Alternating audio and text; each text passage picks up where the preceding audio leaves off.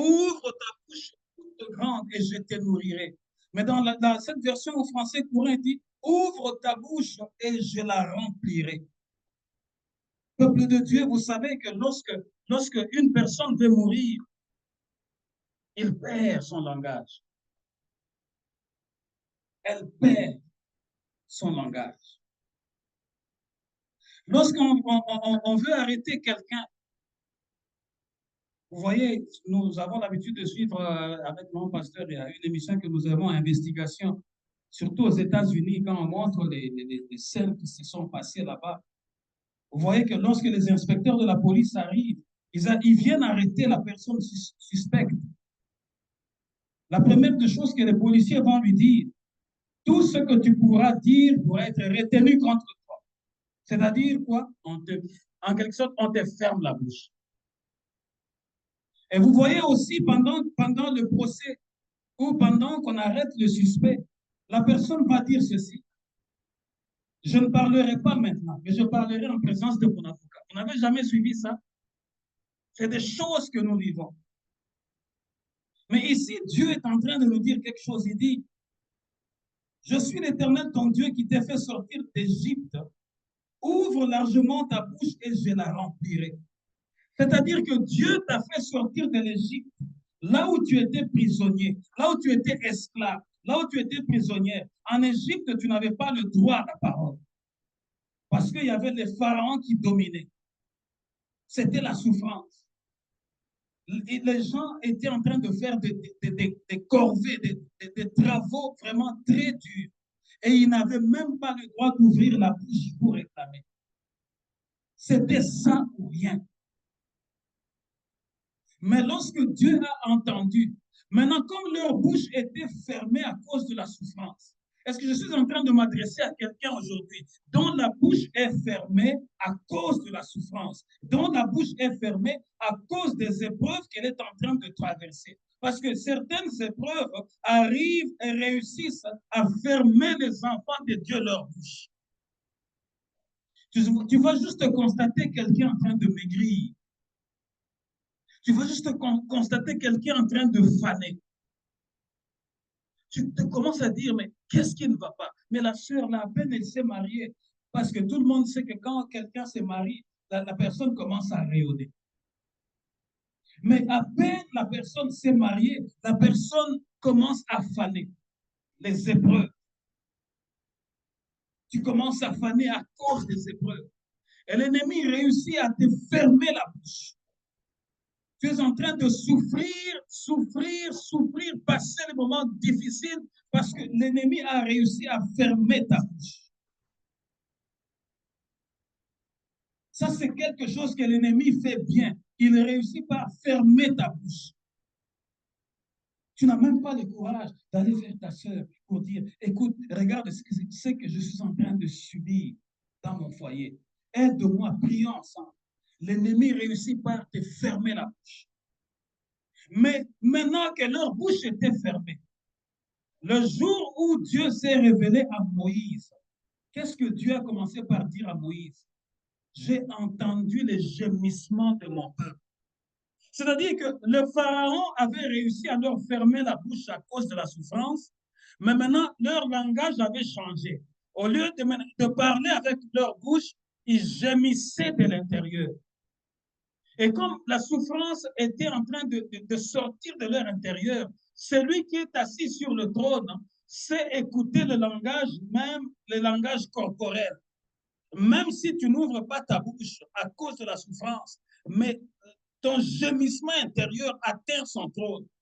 Dieu vient dire à Pharaon, il dit, j'ai écouté le cri de mon peuple, les cris qui sortent de leur cœur. Je t'envoie pour aller les libérer. Voilà pourquoi ici Dieu est en train de dire, je suis l'Éternel qui t'ai fait sortir de l'Égypte. C'est-à-dire que l'Égypte représente l'endroit où tu n'avais plus de parole. Est-ce que je parle à quelqu'un aujourd'hui? L'Égypte représente l'endroit où tu n'avais aucune considération. L'Égypte représente l'endroit où tu n'avais pas droit à la parole. Mais Dieu te dit, je vais te sortir de là. Et ouvre maintenant ta bouche. Afin que je fasse quoi? Que je la remplisse. Que je la remplisse de quoi? De la parole de Dieu. Je vais remplir ta bouche de mes oracles. Je vais remplir ta bouche de l'ainsi dit l'Éternel. Ouvre ta bouche et je la remplirai. Ce message est venu pour nous dire, nous sommes en train de nous préparer à passer d'une année à une autre. La période dans laquelle nous sommes maintenant, on appelle ça la transition. C'est-à-dire que nous sommes maintenant entre deux années. Nous sommes en 2023, mais nous sommes en train de voir 2024 déjà. Voilà pourquoi les anglophones, ils vont dire 2024 is around the corner. Ils vont dire ça. Ils vont dire c'est déjà à côté. Parce que nous sommes en train de vivre la transition. Mais l'ennemi, qu'est-ce qu'il est en train de faire? L'ennemi veut fermer la bouche de plusieurs. Afin que tu ne loues pas ton Dieu. Afin que tu n'entres pas en 2024 avec de cris de victoire. Mais ton Dieu veut te dire aujourd'hui, tu vas ouvrir ta bouche, Dieu va la remplir et tu vas défier ton ennemi en face. Ton Dieu veut que tu saches aujourd'hui que tu ouvres ta bouche, il va la remplir pour que tu te tiennes et que tu proclames que je suis déjà plus que vainqueur. 2024 pour moi est une année de la différence. Ouvre ta bouche, je vais la remplir. Ton Dieu veut que tu saches que l'ennemi t'amène la pensée de l'échec. Mais lorsque Dieu te dit ouvre ta bouche, je vais te nourrir, Dieu veut te nourrir de la parole d'espérance. Parce que l'ennemi, il apporte la parole du désespoir. L'ennemi va te faire voir ton âge. L'ennemi va te faire voir ta taille. L'ennemi va te faire voir les circonstances. Il va les zoomer à tel point que tu commences à voir tes problèmes plus grands que Dieu. Mais celui qui te fait sortir d'Égypte te dit ceci, ouvre ta bouche, je ferai quoi? Je la remplirai. Il va les remplir avec des bonnes paroles. Je suis venu aujourd'hui, ce matin, pour dire à quelqu'un, Dieu va te remplir de paroles positives. Tu seras au milieu des autres, ils seront en train de se lamenter, mais toi, tu diras, l'Éternel m'a déjà nourri. Il m'a nourri de sa parole. Ce n'est pas une parole d'échec, mais c'est une parole de victoire. Ce n'est pas une parole de deuil, mais c'est un cantique nouveau au nom puissant de Jésus. Vous savez, par 2 fois, j'ai déjà assisté à la condamnation de mort. 2 fois. 2 fois. J'ai déjà assisté là où on tue les gens. 2 fois dans ma vie. Tu vas voir quelque chose d'important. Les militaires, je suis fils d'un militaire, je vous dis, par 2 fois j'ai vu. Tu vas voir le camion des militaires venir avec les militaires condamnés. Vous êtes là, vous allez le voir. On les fait descendre. Ils sont menottés. On va les amener à l'endroit où on va les tuer. On met juste des tiges de bois. Des petites tiges de bois comme ça, debout. Ils sont 5. On met 5 tiges. On les amène là. On les bande avec une bande noire. On les ferme les bras derrière la tige. Ils sont là. Avant qu'on les tue, on va appeler un aumônier militaire, comme moi, donc un pasteur, mais militaire. Lui, il va venir avec la Bible. Ils vont attendre parce qu'ils vont dire, on va les tuer à 11 heures. Ils sont là. Nous sommes là en train de regarder. Avant 11 heures pile, on dit, aumônier, il prend la Bible. Il vient devant chacun. Une parole. Il te lit la dernière parole de ta vie. Et il te chuchote aux oreilles. Nous sommes en train de voir. Quitte là, il va chez l'autre.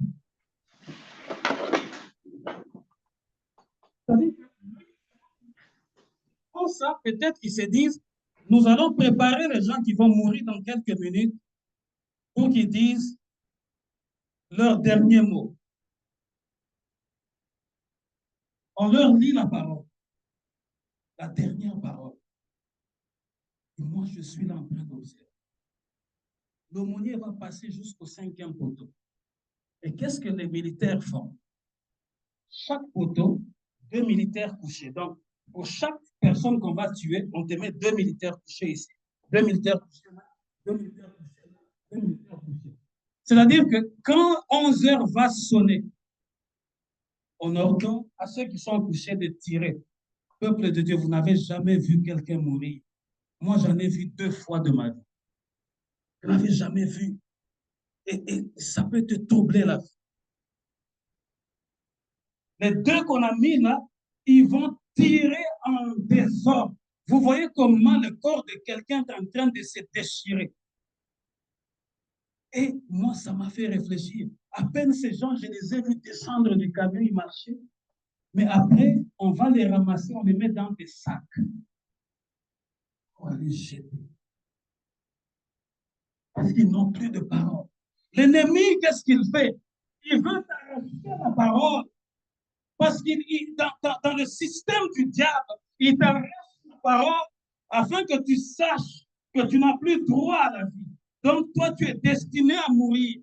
Mais Dieu, ce matin, il vient à la même place, au même endroit, et dit, moi, je te sors de là, j'ouvre ta bouche, je veux la remplir afin que tu défies l'ennemi.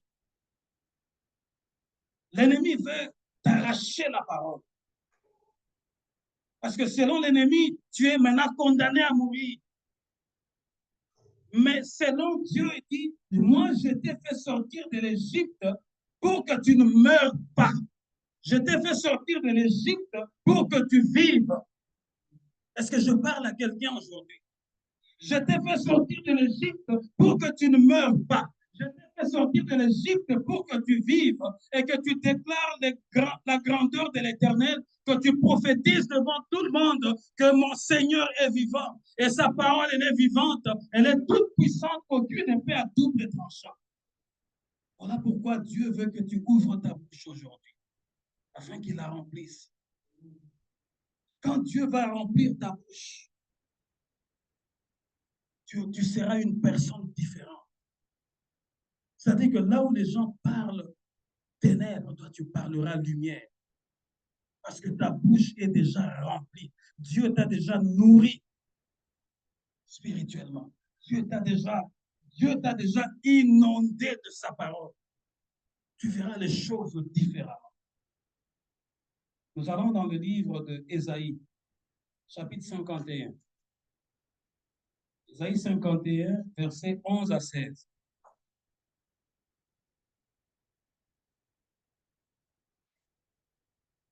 Ésaïe 51, 11 à 16.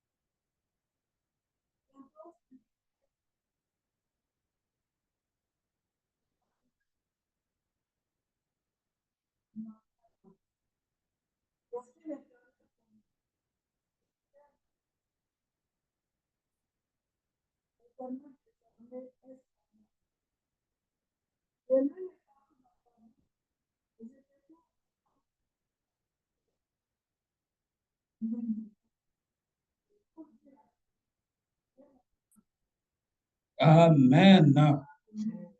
De même, ceux que l'Éternel a libérés retourneront. Ils iront à Sion avec de cris de joie. Une joie éternelle couronnera leur tête. La joie et l'allégresse les accompagneront. La tristesse et les plaintes fuiront au loin. Est-ce que cette parole est adressée à quelqu'un? Je suis l'Éternel qui t'ai fait sortir d'Égypte. Mais écoute ce que Dieu est en train de te dire ce matin. Il dit, de même que ceux que l'Éternel a libérés retourneront, ils iront à Sion avec de cris de joie. Sion représente la montagne de la grâce. Vous savez, lorsque Dieu te libère, il te fait entrer dans une nouvelle grâce. Et ici, la Bible dit bien, ceux que l'Éternel a libérés, ils iront à Sion, mais avec de cris de joie. Je t'annonce qu'aujourd'hui, tu auras de cris de joie là où tu es. Parce que Dieu t'a fait sortir, non pas pour subir la honte et les humiliations, mais pour pousser des cris de joie.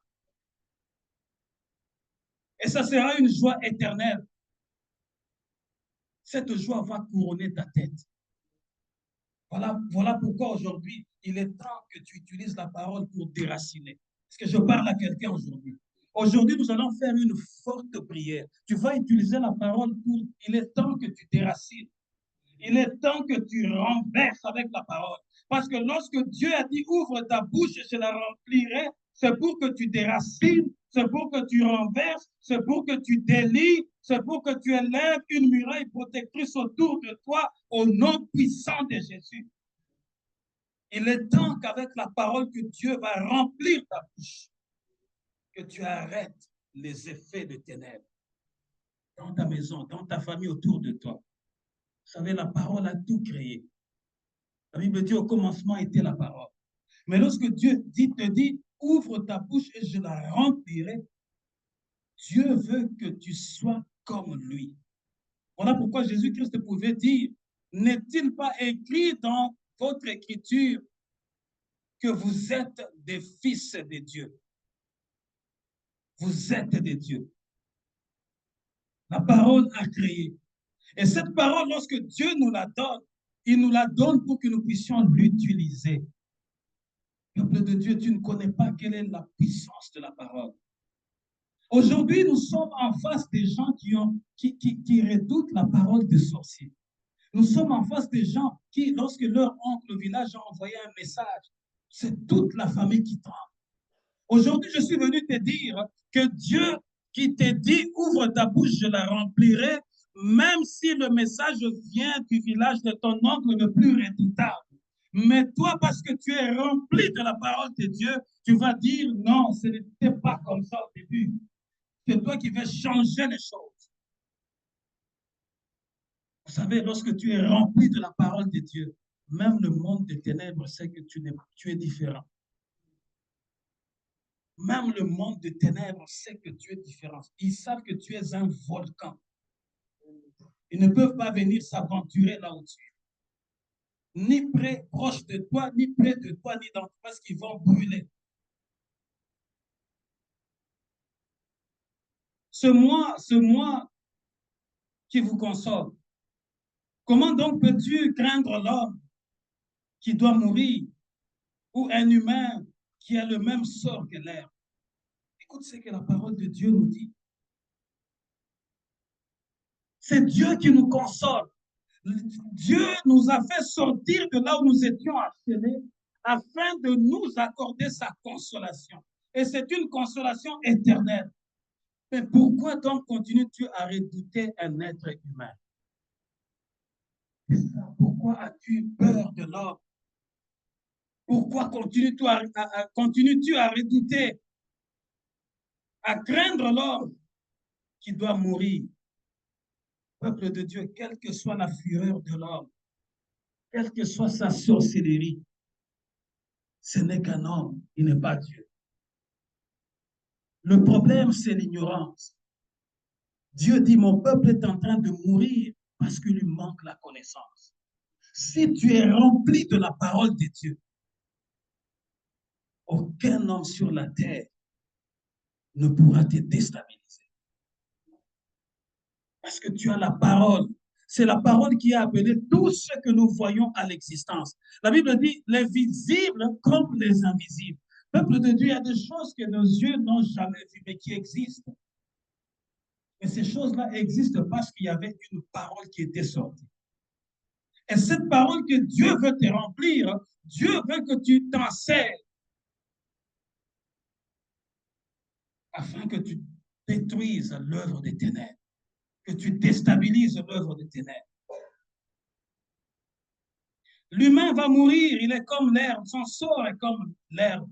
Vous voyez les herbes que nous voyons, même les fleurs. La Bible, des fois, compare la vie de l'homme comme la fleur. La fleur, elle va paraître, elle va être belle.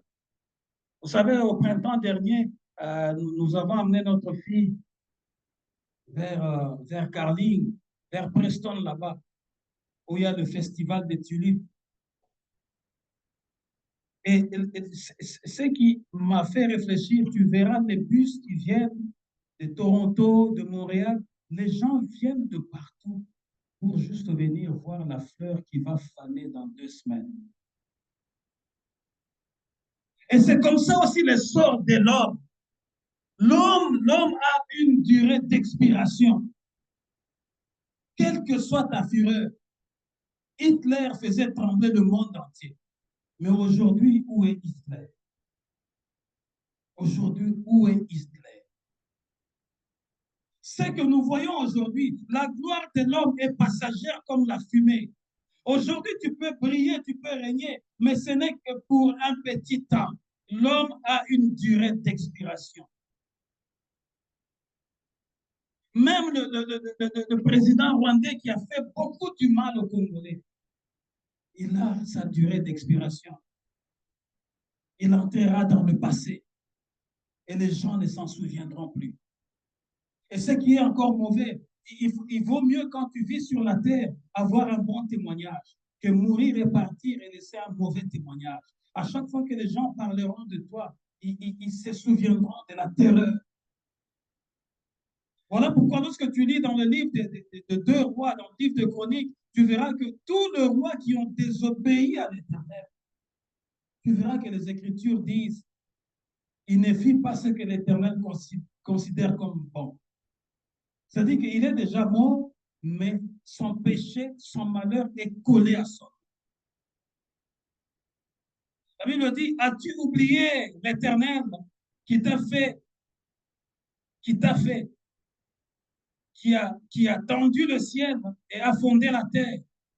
Comment peux-tu trembler sans cesse tous les jours? Parce que le tyran a déchaîne sa fureur et se prépare à te détruire. Maintenant, où est-elle la fureur de ce tyran?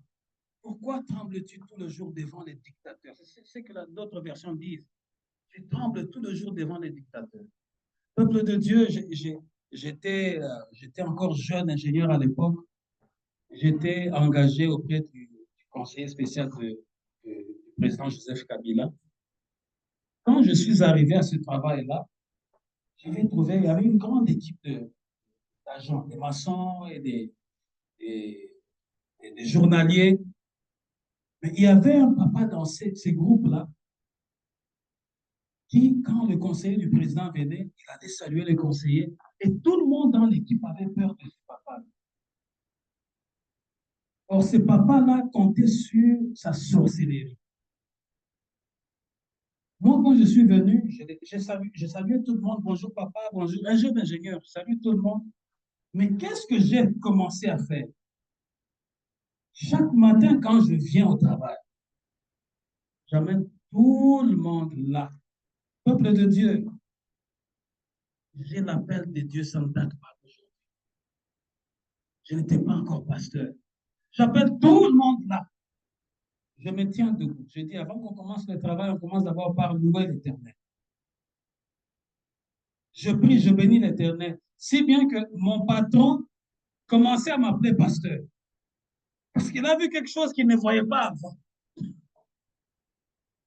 Je fais la prière, mais tu sais que quand, à l'endroit où la prière entre, c'est comme tu mets l'insecticide à l'endroit où il y a les mouches, où il y a les cancrelats, ils vont commencer à se sentir mal à l'aise. Et ce papa-là a commencé déjà à influencer les autres. Mais cet ingénieur, ça c'est quoi ça? Qu'est-ce qu'il veut nous faire voir ici? Il y avait déjà du bruit. Mais écoutez-moi très bien. Comme mon chef, mon patron était le conseiller du président et que leur parti devrait organiser une manifestation à l'endroit où nous étions, il fallait qu'on amène un transformateur, qu'on mette l'électricité parce qu'il se disait, le président lui-même allait venir. Alors il m'a dit, tu dois travailler durement avec des gens. S'il te plaît, ingénieur, je compte sur toi. Il faut que la cabine du transformateur finisse, qu'on installe, mettre de courant parce que le chef, le boss viendra. Alors, on finissait à 4h30. Je me suis dit, OK, chef. J'ai commencé à étendre un peu la journée jusqu'à 17h45 pour qu'on réussisse à atteindre notre target. Le premier jour, le papa a obéi. Le deuxième jour, il a fermé ses bagages. Il a dit, moi, je ne reste pas, je pars. J'ai dit, mais papa, pourquoi tu es parti? Tout le monde reste, c'est juste un sacrifice pour un petit temps. Non, moi c'est à 16h30 que j'arrête. J'ai dit, mais moi-même qui suis ton chef, je suis là. Il dit, je pars. Je lui dis, papa, si tu pars, demain, tu ne vas pas travailler. C'était comme un bras de fer. Dans la simplicité. Il est parti devant tout le monde. Tout le monde me regardait parce que tout le monde savait que c'était un grand sorcier du coin. Il est parti. Le matin, il est revenu. Je suis venu, j'ai entonné la prière comme d'habitude.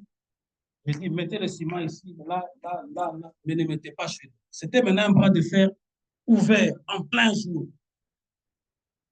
Ne mettez pas chez nous. Tout le monde a commencé à travailler et lui dit, cet ingénieur ne me connaît pas. Tout le monde est venu me dire, ce papa-là avait défié les gens de la commune. Ils ont voulu mettre un marché parce que lui n'était pas d'accord. Ils ont toisé avec les gens de la commune. Les gens ont fini par construire ce marché-là. Le papa l'a dit, parce que vous ne m'avez pas demandé le droit de terre, le marché que vous avez construit avec vos propres efforts ne va pas exister. Peuple de Dieu, les ténèbres existent, c'est vrai. Mais la parole de Dieu est plus puissante que les ténèbres.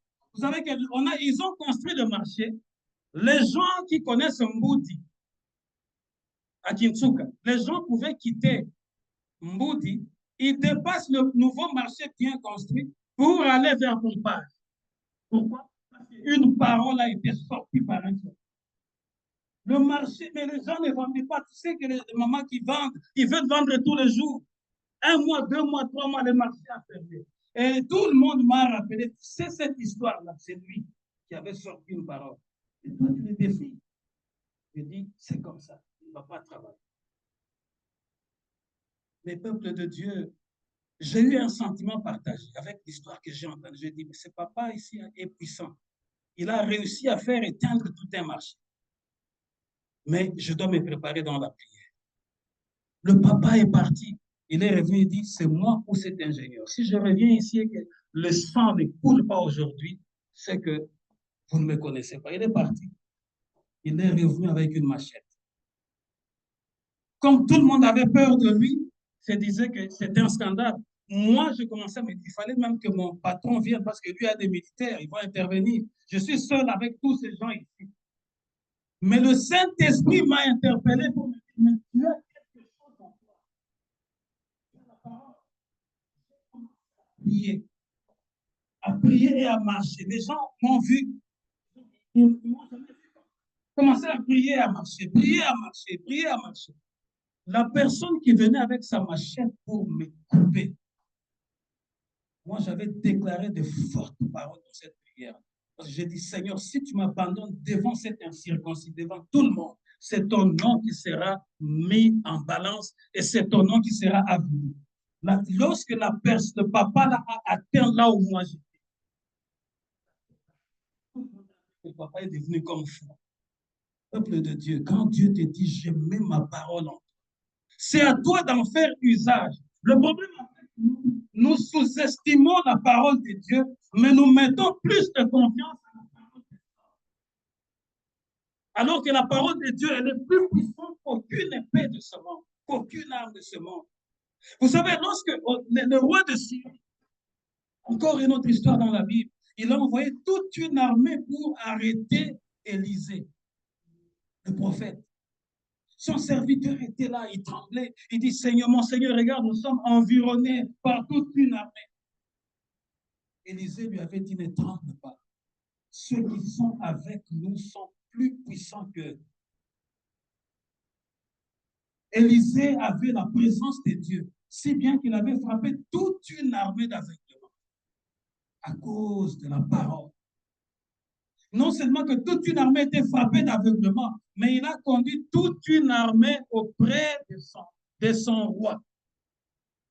Peuple de Dieu, ouvre ta bouche et Dieu va la remplir. Tu vas commencer à faire des choses qui vont étonner le monde. Pourquoi? Parce que Dieu t'a déjà rempli. Il t'a rempli par une parole vivante. Il t'a rempli par une parole puissante. Amen. La Bible dit ceci, au verset 14. Bientôt le prisonnier va être libéré. Il ne périra pas au fond de son cachot. Il ne sera plus privé de nourriture. Tu seras libéré pour adorer. Est-ce que j'annonce à quelqu'un aujourd'hui? Libéré pour adorer. Libéré pour conquérir. Libéré pour proclamer la victoire.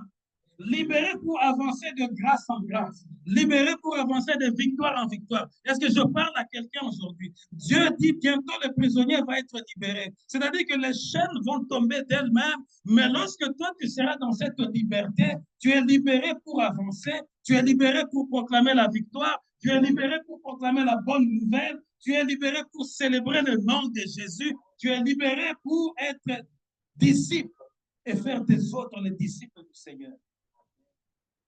Tu es libéré pour proclamer que Jésus-Christ est Seigneur dans le ciel, sur la terre et sur la terre. Tu es libéré pour devenir un témoignage. Dieu dit bientôt le prisonnier va être libéré. Il ne périra pas au fond de son cachot, il ne sera plus privé de nourriture. Moi, je suis l'Éternel ton Dieu. Quand j'agite la mer, ces flots mugissent. Voici mon nom, le Seigneur des armées célestes. Je t'annonce que le camp d'ennemis est en train de trembler. Parce que Dieu t'annonce qu'il est le Seigneur des armées célestes. Le camp de l'ennemi est en train de trembler. Parce que Dieu est en train de couronner ta vie. Dieu est en train de couronner ta vie de grâce afin que tu fasses la différence. Dieu est en train de couronner ta vie afin que tu brilles. Dieu est en train de couronner ta vie afin que tu commandes. Tu vas commander les autres. Dieu est en train de couronner ta vie afin que tu assujettisses tes ennemis.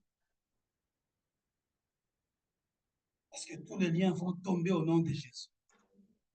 Je suis en train d'annoncer à quelqu'un que la peur est en train de changer de camp. Est-ce que quelqu'un m'entend ce matin? Parce que tu es en train d'inviter Jésus-Christ dans cette affaire. Et quand Jésus-Christ entre dans le terrain, le match est en train de changer. Et la peur est en train de changer de camp.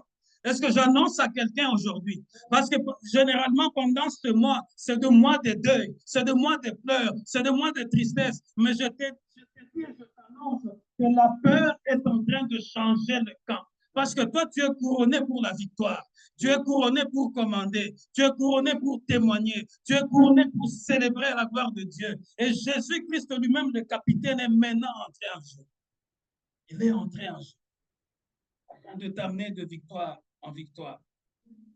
Le camp de tes ennemis va être agité. Est-ce que je parle à quelqu'un aujourd'hui? Et je t'annonce que quel que soit leur nom, d'ailleurs, il faut les appeler encore comme Élie avait dit au prophète de Baal. Rassemblez-vous encore davantage. Envoie-leur un message fort. Dis-leur de s'ajouter encore, de se multiplier encore. Vous savez, lorsque tu es enfant de Dieu, si tu veux vivre la gloire de Dieu, il faut que devant toi, il y ait des épreuves. Si tu es un enfant de Dieu et que tu ne traverses pas l'épreuve, c'est que tu n'as pas encore la maturité. Voilà pourquoi aujourd'hui, Dieu qui te dit, ouvre ta bouche, je vais la remplir. Sois déjà sûr que le match est en train de changer. Le camp de l'ennemi est secoué maintenant. Pourquoi? Parce qu'ils attendaient que tu restes dans leur prison. Osala tabaya, bonne année. Mais Dieu te dit, je suis le Seigneur des armées célestes qui te libère. Ils vont venir dans leur cachot, ils trouveront les choses telles qu'ils les ont laissées, mais sauf que toi, tu ne seras pas dans leur cachot, tu ne seras pas dans leur prison, parce que le Seigneur t'a arraché de là et il t'a couronné, afin que tu vives la gloire, sa gloire. Moi, je suis le Seigneur, l'Éternel, ton Dieu. Quand j'agite la mer sur Fromugis, voici mon nom, le Seigneur des armées célestes. Oui, je mis mes paroles dans ta bouche. Je t'ai couvert de l'ombre de ma main. Moi qui ai étendu le ciel, qui ai fondé la terre, et qui ai dit à Sion, tu es mon peuple. Dieu, lorsqu'il parle de Sion, il parle de la grâce. Dieu qui a étendu le ciel, il te dit, ne t'agite plus devant un être humain. Parce que son sort est comme le sort de l'air qui va être brûlé demain et jeté au feu. Mais Dieu te rassure une chose, il dit, j'ai mis mes paroles dans ta bouche. C'est ça notre thème. Et je voudrais que les enfants de Dieu, à partir de ce dimanche, à compter d'aujourd'hui, tu changes ton attitude. Parce que le changement de ton attitude va déterminer ton altitude. Lorsque tu changes ton altitude dépend du changement de ton attitude. Si tu veux t'élever avec Dieu, commence par changer tes habitudes. Parce que Dieu, lorsqu'il vient mettre ses paroles dans ta bouche, c'est pour que tu ne puisses pas avoir les paroles de l'esclave. Parce que nous sommes en face des chrétiens qui vivent comme des esclaves. Des chrétiens qui disent, oui, Dieu seulement c'est. Dieu, non! Il faut aller affronter et aller conquérir. Canaan était là, devant. Le Jourdain était là, Jéricho était là, mais il fallait une conquête. Il n'y a jamais eu de promesse de Dieu sans conquête. Voilà pourquoi Dieu dit, je vais te couronner de ma grâce. Quand on parle de la couronne, as-tu déjà vu quelqu'un qui est couronné sans combattre? Dieu est en train de te couronner parce qu'il sait, qu'il est sûr que tu vas t'élever pour aller vaincre. Alors aujourd'hui, change ton attitude. Ne sois plus pleurnichard. Ne sois plus en train de pleurer sur ton propre sort. Le matin, quand je conduisais, je disais à maman, il y en a certaines personnes parmi nous qui célèbrent leur maladie. Ah, moi, tu sais, je suis malade. Moi, mes mains là. Moi, mes bras là. Moi, mon cancer là. Moi, mon estomac là. Moi, sors de cette mentalité. Parce que Dieu a mis, il t'a dit, ouvre ta bouche et je vais te nourrir. Il va te nourrir de quoi? De sa parole. Or, sa parole, c'est une nourriture spirituelle. Or, sa parole est épée et esprit. En même temps que cette parole est une épée pour vaincre tes ennemis. Mais cette parole est esprit. Pourquoi? Parce que la parole que Dieu met dans ta bouche vient te donner la vie. Elle ne vient pas pour que tu meurs, mais elle vient pour que tu vives. Est-ce que je parle à quelqu'un aujourd'hui? Tu vas traverser 2023. Tu vas entrer en 2024. Mais seulement, je te dis, rejette la mentalité des esclaves. Parce que Dieu a commencé par te dire, je suis l'Éternel qui t'a fait sortir d'Égypte. C'est-à-dire que Dieu veut nous rappeler une chose. C'est-à-dire que nous étions esclaves de nos péchés. Nous étions esclaves de certaines choses. Mais comme Dieu nous a fait sortir de ces choses-là, nous étions esclaves de l'alcool, de la boisson, nous étions esclaves de tout ce qui est immonde. Mais Dieu te dit, chacun est sorti de l'Égypte quelque part. L'Égypte ici, ne voyez pas seulement l'Égypte que les enfants de Dieu ont vécu. Ton Égypte à toi, ça peut être la boisson qui t'a retenu prisonnière pendant longtemps. Mais Dieu dit, je suis venu te sortir de là. Ton Égypte peut être le gossip, le colportage. Dieu est venu te sortir de là. Ton Égypte peut être la méchanceté que tu as. Tu es Mara, tu as dit comme Naomi, appelez-moi Mara, l'amertume. Ton cœur est rempli des épines. Mais Dieu est en train de te sortir de ces épines-là, afin que tu revêtes une nouvelle personnalité. Ton Égypte peut être la personne qui est à côté de toi, qui est toujours négative. Mais Dieu dit, je suis l'Éternel qui t'a fait sortir de l'Égypte Ouvre maintenant ta bouche et je la remplirai. C'est-à-dire que pendant que tu étais encore en Égypte, je ne pouvais pas remplir ta bouche. Est-ce que je parle à quelqu'un aujourd'hui? Il y a certains endroits, il y a certains milieux. Quand tu es là, tu n'entendras pas la voix de Dieu. Mais lorsque Dieu te fait sortir seulement de cet endroit-là, sa parole commence à venir vers toi. Vous savez, lorsque Dieu a séparé Abraham de son neveu Lot, juste après la séparation, Dieu a commencé à parler à Abraham. Faites attention avec qui vous fréquentez. Il y a certains endroits, lorsque tu arrives là, tu n'as plus de songe, tu n'as plus de révélation. Or, la Bible dit, faute de révélation, mon peuple se meurt. La plupart marchent sans révélation. Mais celui qui a la révélation, regardez dans l'histoire jusqu'aujourd'hui, une personne qui est révélée ou qui a la révélation de Dieu, elle se conduit différemment. Parce qu'elle, elle voit les choses que les autres ne voient pas. Cette personne-là entend la parole que les autres n'entendent pas. Parce que les autres sont encore dans leur Égypte. Mais Dieu, ce dimanche, est venu te dire, je suis l'Éternel qui t'a fait sortir de l'Égypte. Je ne sais pas quelle est ton Égypte. Ça peut être la tricherie, ça peut être la prostitution, ça peut être l'alcool, ça peut être l'impudicité, ça peut être n'importe quoi, la magie, ça peut être la sorcellerie. Mais ton Dieu dit, je t'ai fait sortir de l'Égypte afin que tu ouvres ta parole et que je commence à te nourrir avec des psaumes, avec des cantiques inspirés par la foi. Amen. L'Éternel décide de mettre sa parole dans ta bouche. Nous allons nous tenir debout pour la prière. Dieu décide de mettre sa parole dans ta bouche. Nous n'allons pas traverser cette année comme nous l'avons commencé. Peuple de Dieu, il y a des choses qui vont bouger avant même que l'année se termine. Il y a des privilèges que tu n'avais pas vus, tu vas le voir. Il y a des portes qui vont s'ouvrir parce qu'il est le Dieu du commencement, il est le Dieu de la fin. Ne désespère pas. Il a mis sa parole dans ta bouche, il a décidé de mettre sa parole dans ta bouche parce qu'il sait qu'il y a les lignes qui vont bouger. Nous allons rentrer en prière. Dieu t'a fait sortir de l'Égypte. Je ne sais pas quelle était ton Égypte. Il y a des gens qui sont lourds pour la vie de prière. Mais Dieu te dit, je viens te sortir de cette lourdeur. Il y a des gens qui ont perdu toute leur espérance. Mais Dieu te dit, je viens te sortir de cette Égypte-là. Et je vais placer ma parole dans ta bouche. Je vais la remplir. Commence à bénir Dieu parce que Dieu est en train de couronner ta vie. Il est en train de couronner ta vie. Il est en train de couronner ta vie. Commence à bénir Dieu.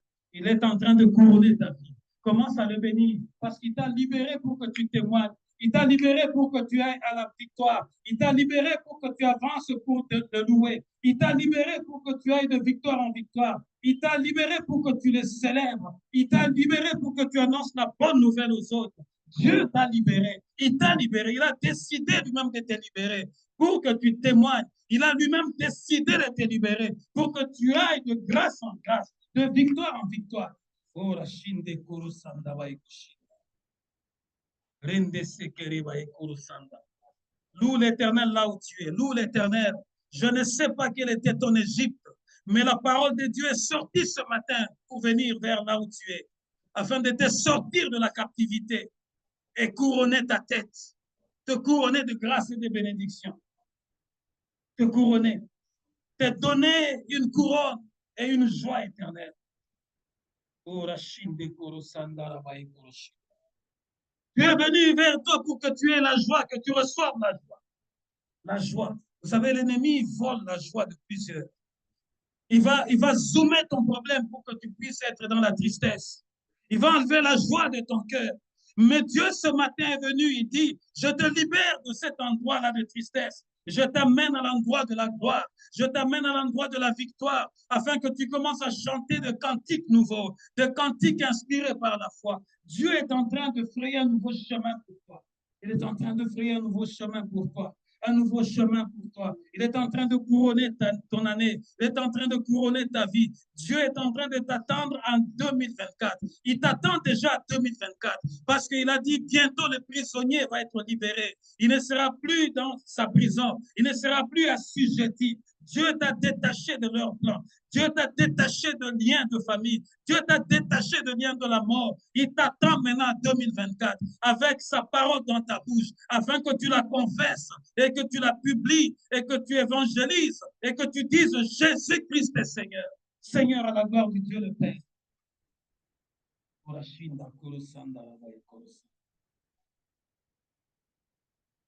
Père éternel, je te rends grâce parce que tu as la parole de vie.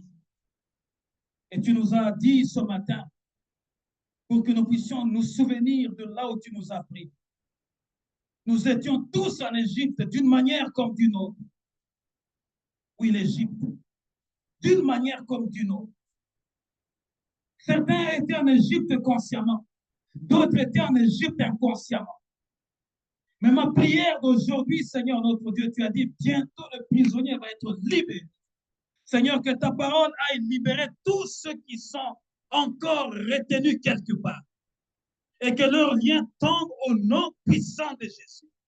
Que ta parole aille libérer celui qui n'avait plus de vision, afin qu'il commence à voir ta lumière. Parce que ta parole dit, c'est par ta lumière que nous voyons la lumière. Que ta parole aille rechercher celui qu'on avait jeté sa vie, Seigneur notre Dieu, dans une fosse sceptique. Et retire cette vie de là, Seigneur. Et parfume là, Seigneur notre Dieu, afin qu'elle voie le jour heureux. Que ta parole aille chercher celui qui était enterré quelque part sous un arbre. Éternel, déracine cet arbre. Déterre cet arbre, Seigneur, et rends-le libre, Seigneur, afin qu'il publie tes louanges. Que ta parole aille chercher celui qui avait perdu toute espérance, celui qui ne voyait les choses que dans le noir, Seigneur, celui qui était dans un mode négatif. Mode négatif. Négatif mode. Il est toujours dans un mode négatif. Et lorsque tu entres dans sa maison, tout est négatif. Que ta parole entre, libère cette personne et remplit sa bouche de tes louanges. Au nom de Jésus. El Elohé, Dieu fort, tu es plus fort que les hommes. Elohim, Dieu puissant, Dieu tout-puissant. Dieu tout-puissant, El Shaddai, libère ceux qui sont enchaînés et qu'ils soient sous l'ombre de ta protection. El Roi, toi le Dieu qui voit tout.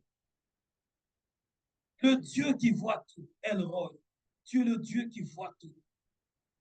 Là où aucun œil ne peut voir, Seigneur, toi tu nous as déjà vus.